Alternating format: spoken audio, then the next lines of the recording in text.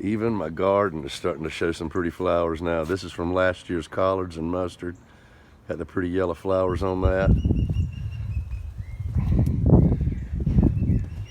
Walking down through the yard, I've got these Formosa azaleas that have been here since I moved here. I planted them in little 1-gallon pots, and now they're bigger than me. There's my beehives.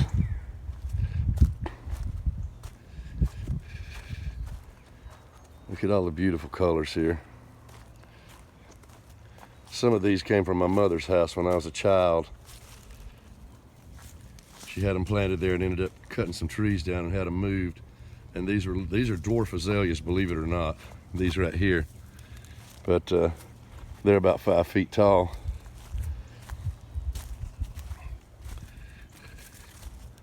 Look at these beautiful mimosas. Formosa azaleas. Gonna have to go back around the other way. The water's up high in the lake, so a lot of the pathways are getting flooded out that I normally walk along.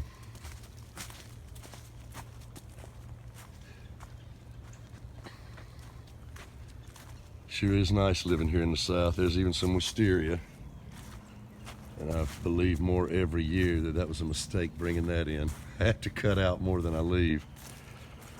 There's still some that haven't even really started to bloom yet. The salmon colored ones, here's an example of that.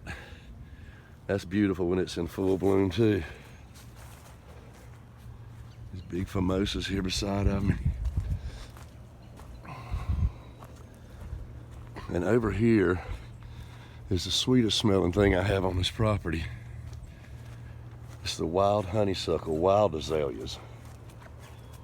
These are so beautiful and so fragrant. It's probably the sweetest thing you'll smell all year. I wish you could all smell how delicious that is.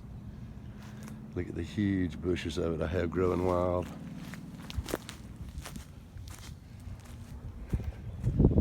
Following a path from the lake now.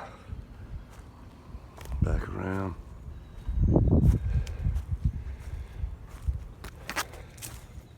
And these are all azaleas I rooted here.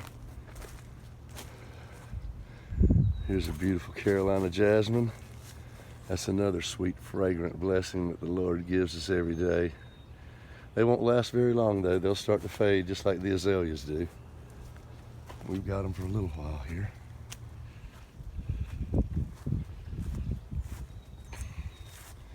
Well, that's it from my backyard. Back to the garden. Got to get to work in that before long.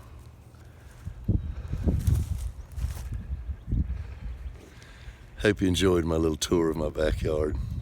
Stay safe, stay in, wash your hands.